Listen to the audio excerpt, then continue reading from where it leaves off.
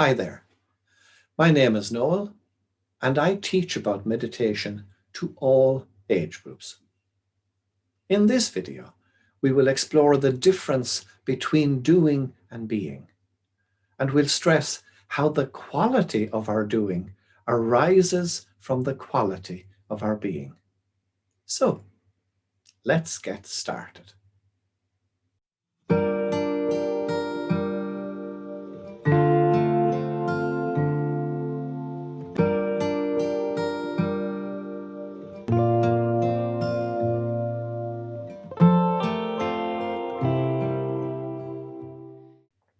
As we open our hearts to God's silent presence in meditation, as we allow ourselves to be led into that mysterious silence, we experience God's love for every person, and we experience that at the deepest level of our being.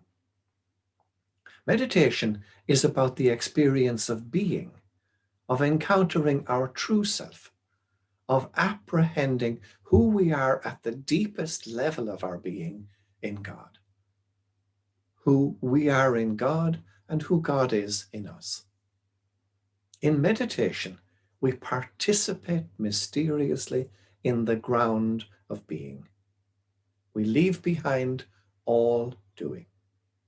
We are not doing meditation, we are simply being. And one of the great fruits of meditation is that we come to realize that the quality of our doing actually depends on the quality of our being. We all need a healthy balance between being and doing in our lives. The pace of modern life draws us into cycles of excessive doing. And when that happens, the quality of our doing suffers. Of course, if we allow the pendulum to swing too far in the other direction, nothing gets done. So we all need to find a healthy balance between being and doing.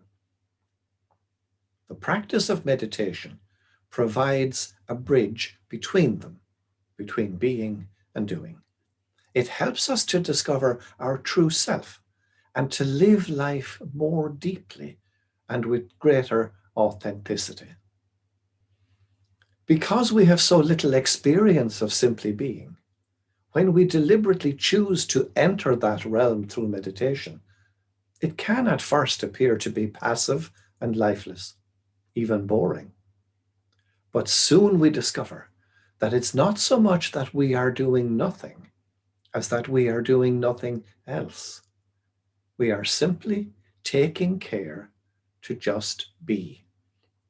The key question is, what is the relationship between our doing, our activities of thinking and acting, and our state of being? Meditation changes our understanding of the relationship between them. We discover that being mode is in fact a nourishing and uplifting state that is always available to you, and one that can be accessed even in the midst of busy daily activity. The wisdom traditions and religions of the world tell us that we are healthiest when our being informs and guides our doing.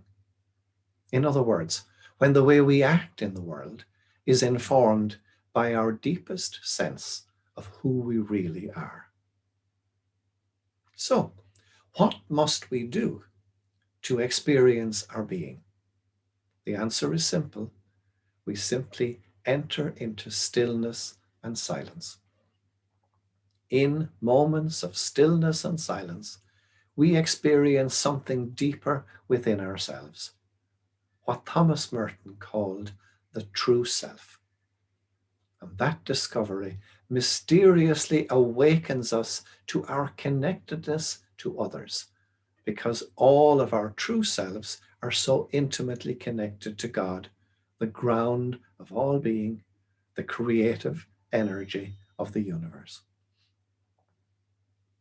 Through meditation, we discover that in stillness and silence, we can become free from the tyranny of thought and the incessant desires of the ego, even if that only happens fleetingly when we first begin to meditate. However, once we taste it, even for a moment, we recognize there is more to being human than the thinking mind allows.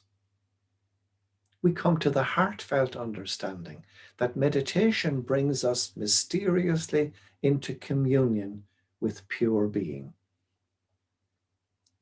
And over time, as our doing becomes more grounded in that understanding of our essential nature, we find we are becoming more peaceful, more fully aware, and more fully connected with ourselves and others. We learn that being comes before doing. But I must stress that we can't arrive at the experience of being through doing, through thinking or reading. We can only arrive there through stillness and silence.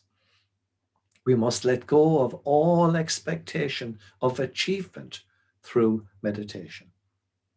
Being mode is not devoted to achieving goals. In being mode, the focus is on accepting and allowing what is, without any immediate effort to change it. I invite you now to spend some time in the stillness and silence of meditation, where you can begin to experience that truth for yourself.